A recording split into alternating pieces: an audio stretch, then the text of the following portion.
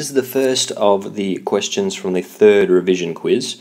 So we're having a look at this diagnostics plot here, and it says a diagnostic plot from a linear least squares regression is given below.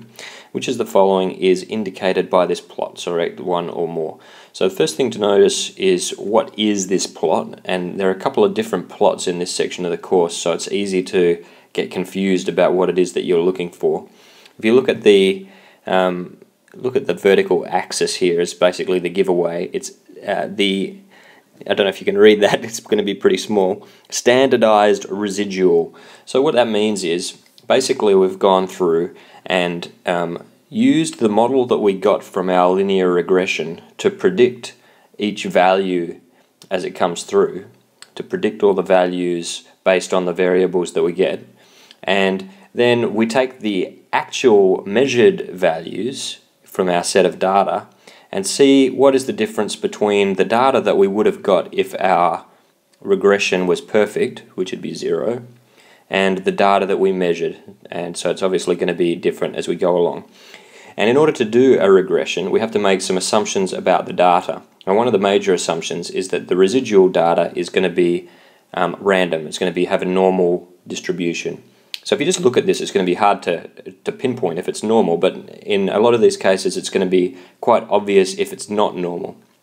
So in this case, you'll see I've already ticked the answer, so that's going to be pretty easy for you to get. But if you just look, it's quite obvious that the values are pretty close to the middle here and getting further and further apart. In other words, our observed values are getting further and further away from our predicted value based on our regression variables. So that's the answer to this one. So does it say anything about a linear model being not appropriate? Well, it's a bit hard to say because we're doing specific models here. It doesn't really make that obvious. The errors are not normal. It looks like they're evenly spread about either side. It's a bit. I don't know if you could necessarily say that about that. Obviously you can't because it hasn't said there are. And there is a significant linear relationship between the explanatory and response variables. Doesn't really say that either. So the only one that I could pinpoint is this one, that the errors do not have constant variance because they are spreading out more as we go along. So I hope that makes sense.